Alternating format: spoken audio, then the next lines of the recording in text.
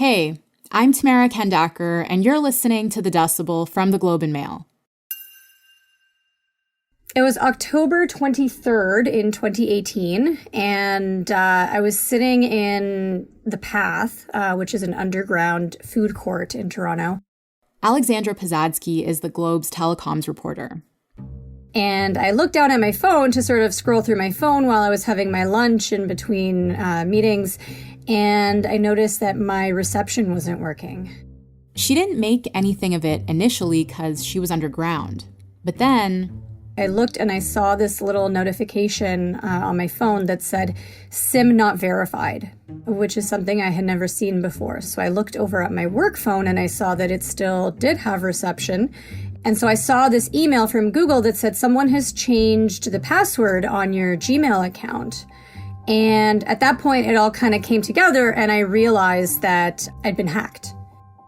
Alex ran upstairs and called her wireless provider to ask them what was going on.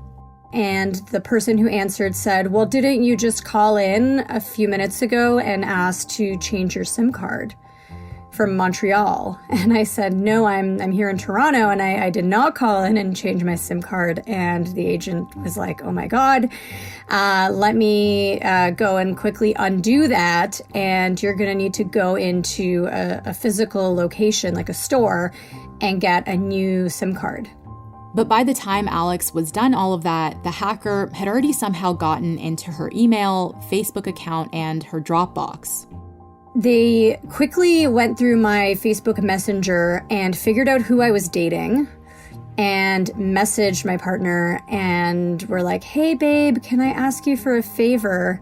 And then also went and messaged a whole bunch of my friends asking for a favor as well. And basically pretending that they were me and that they had had some kind of a family emergency. And they started asking all of my friends to send them Bitcoin.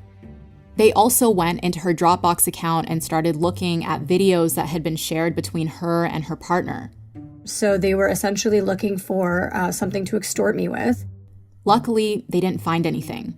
And Alex's friends caught on pretty quickly that there was something shady going on, and they never did send any money. Alex had been the victim of a kind of hack called a SIM swap, where a scammer calls your wireless carrier, convinces them that they're you, and takes over your phone number and puts it on a new SIM card that they control. And they then, by getting control of your phone number, they then use your phone number, which you've set up for two-factor authentication, to go and reset passwords to your email, your bank account, any other sort of online accounts that you may have used 2FA for. And you may be wondering how a hacker would convince your phone carrier that they're you. And it turns out it's not that hard. Usually, the customer service rep would ask whoever's calling for the 4-digit PIN on their account. In Alex's case, according to the transcript of the phone call she was able to get, the hacker guessed a few variations of her birthday that were not her PIN. And so the person on the line at the wireless carrier asked some very basic security questions, such as my postal code and my date of birth and my last payment. So basically the average cost of a monthly wireless bill. And so with that very basic information that you can find out about most people online, they were able to gain access to my account. SIM swaps aren't the most sophisticated kind of fraud, but if you happen to be the victim of one, you're at risk of identity theft. And until now, we didn't know much about how common this was in Canada, but Alex has been looking into it, and she's going to tell us what she found out, what you can do to prevent it, and what to do if it happens to you. You're listening to The Decibel.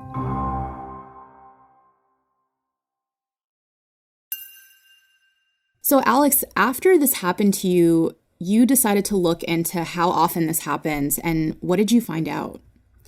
After this happened to me, I was really, really curious about, how often these kinds of attacks happen. Was this sort of a one-off, or is this something that happens to people quite often? And at the time, there was no available information. Mm-hmm. And so it was totally impossible to tell how often it was happening aside from anecdotal reports. So it was only kind of in January of 2020 that I noticed that Canada's telecom regulator, the CRTC, launched this sort of process and issued these information requests to all of the wireless carriers asking for data from the last 6 months, so starting in halfway through 2019, regarding specifically SIM swaps and also port frauds, which is sort of a related, similar attack, but it's where the hacker actually ports your number to a different carrier and uses that to gain access to your account.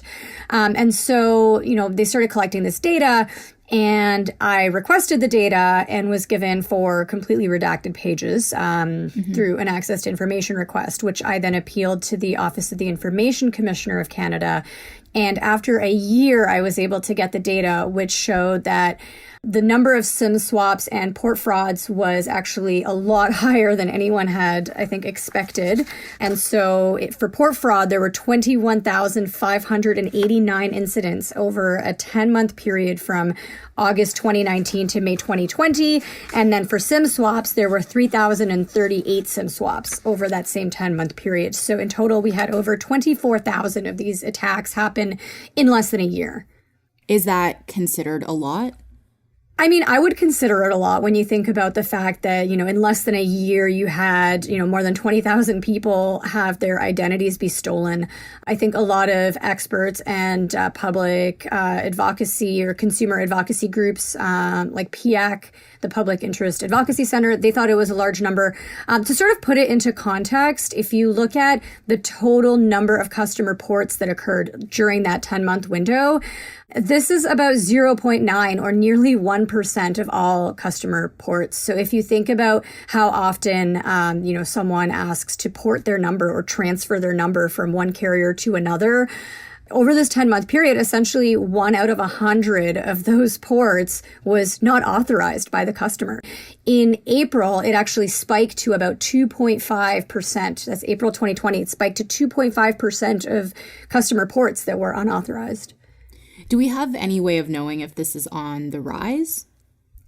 So thankfully, what we do know is that it's actually declined. The CRTC did release information that it's declined by about 95% from a high in October 2020. However, they have not told us what that October high was, so we don't know the actual number. But we do know that it is declining. The carriers have taken additional steps and security measures to crack down on SIM swaps and port frauds. The only thing is they haven't told us what those additional steps are. And they're saying that if they do, then they'll essentially give the hackers an opportunity to subvert the measures that they're taking.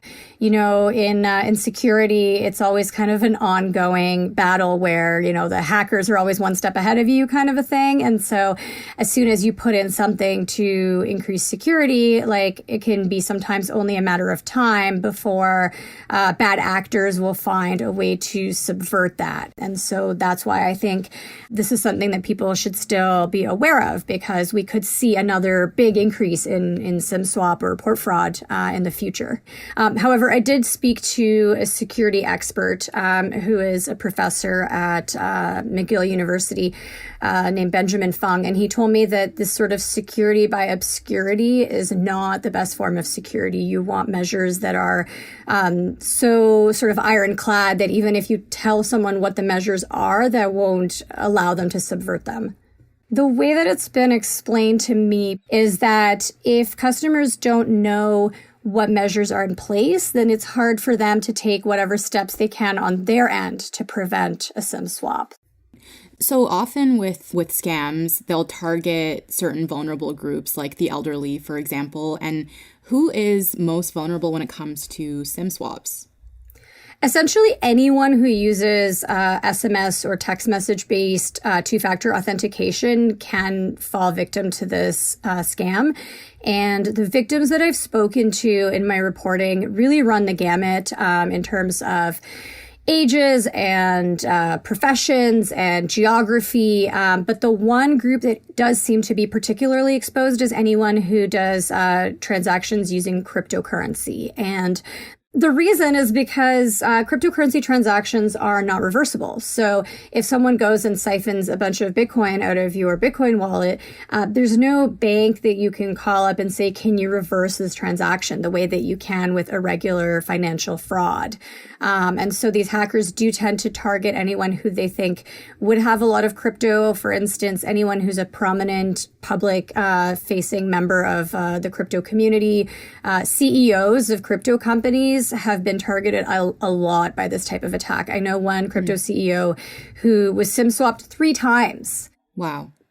Is it possible that you got SIM swapped because you've reported on crypto and you're kind of part of the crypto community? That's absolutely my suspicion as to why it happened, because in 2018, when I was SIM swapped, I was SIM swapped before it was cool, is what I like to say. This type of attack was still kind of on the rise, but it wasn't necessarily super prevalent in Canada yet, from what I've been able to gauge, or at least there wasn't as much awareness about it. And at the time, just before this happened to me, I had been reporting quite extensively about quite now well-known cryptocurrency exchange called Quadriga. And so my reporting on crypto, I think, definitely got me onto some hackers list of people to target.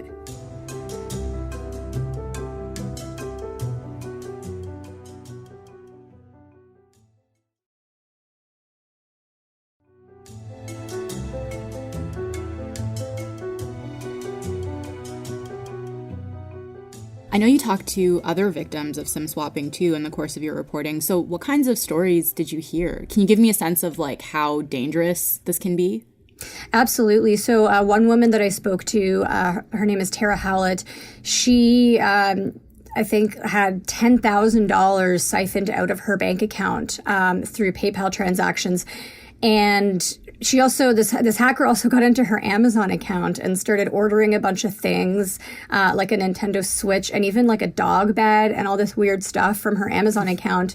And is very frustrating for her because she could still see all the notifications from Amazon coming through her phone, but she couldn't get into her Amazon account. And yeah, and she told me that she tried to contact, companies like Amazon that she had compromised and try to regain access to them. And they would be like, okay, well, we'll just text you a code. And she's like, no, don't text me. I don't have my phone number. And they're like, okay, we'll email it to you. And she's like, no, I don't have my email either. And the companies were like, well, then how do we know that you're you? Like, how can you prove that you are who you say you are if you don't have your phone number or your email? And she said she just felt very helpless. So that's pretty common. Some people really have a hard time regaining access to email accounts. Do you know how she ended up regaining access to her accounts? Yes, she was able to do so by eventually getting her number ported back to her carriers. So her number had been ported to a different carrier, and then I guess it just took a little bit to get her phone number back. And by the time she got her phone number back, then she was able to gain access to her email. One of the things about being SIM swapped or a victim of a port fraud is, from a lot of the victims that I've spoken to, it can be quite disturbing on an emotional level to know that somebody's been in all of your accounts, that they've read your private messages, they've seen your location data, your purchase history, like all of this stuff that's like deeply personal. So there's now someone who's impersonating you going around in all of your accounts. So it's a real invasion of privacy. And that's, of course, in addition to, any potential financial losses that people suffer, as well as the potential risk of identity fraud and down the road. Is there anything police can do if this happens to you? I mean, when I went to the police after I got SIM swapped, I reported it as an identity theft case, and I told them that I was concerned about my safety because I was reporting on this crypto exchange that I knew to be quite shady, but there weren't any steps taken. From all of the victims that I have spoken to, I haven't heard of any SIM swapper actually getting caught by police or prosecuted. Should you bother telling police then if this does happen? Is there a point of telling them? I was told that it's sort of a good thing to do in case, this comes back and haunts you from an identity theft perspective. You might want to have a police file so you could say, I was a victim of an identity theft, and that's why this credit card has been taken out in my name and it wasn't me. So I think it certainly can't hurt to give law enforcement information. Perhaps if, they see a certain amount of attacks, maybe they can sort of draw patterns or decide that they want to escalate this. So I think it can't hurt. Yeah, that makes sense. And do we know anything at all about who is committing this type of fraud? Unfortunately, not really. I mean, I know that the person who SIM swapped me was based in Montreal. And what's also really creepy is this person was, I'm told, a man with a gravelly voice who was impersonating me. And when the agent first answered the phone, they referred to the SIM swapper as sir. They said, "Hi, sir, can I help you?" And he said, "Actually, I'm a ma'am." What? Yeah. So, which with made it and his gravelly voice. Yeah, which made it awkward for the customer service representative to inquire about their gender, right? Put him in kind of an awkward position. Some victims have told me that what police have told them is that these people could literally be anywhere in the world. And so I think that's part of the hesitancy around trying to find them. Yeah, it just sounds almost way too easy for someone to convince a customer service rep at a phone carrier that they are you, right? So what were you able to find out about what these phone companies are doing to try and prevent this? Well, we do know that SIM swaps have come down 95%. So something that they're doing is working. We just don't know what it is. The CRTC has started collecting data, but a lot of people do seem to be unaware of this type of fraud and are sort of taken by surprise when you tell them about it and when it happens to them. And I do think awareness is important because if you're aware of this, there are things that you personally can do to prevent it from happening. The main thing would be really to not use your phone number for two-factor authentication. It's actually a lot better to use an authenticator app. Yeah, that's a really good piece of advice. I'd never thought of two-factor authentication as something that makes you more vulnerable to this kind of thing. What should you do if this does happen to you? Well, the first thing is the faster that you can regain access to your phone number, the better, because, that stops the hackers from, having time to go and find stuff in your accounts, which is tricky because for this reason, a lot of port fraud and SIM swaps happen in the middle of the night while you're sleeping. So that is challenging. But the first thing would be to regain access to your phone number, go and change all of your passwords. One thing that I did is I actually disabled Google location services because what I found quite disturbing when this happened to me is because this hacker got into my Google account, he could go and see my home address, all of the restaurants and coffee shops and bars that I would regularly frequent, which I just found really invasive. So you can actually set up Google to not store that data.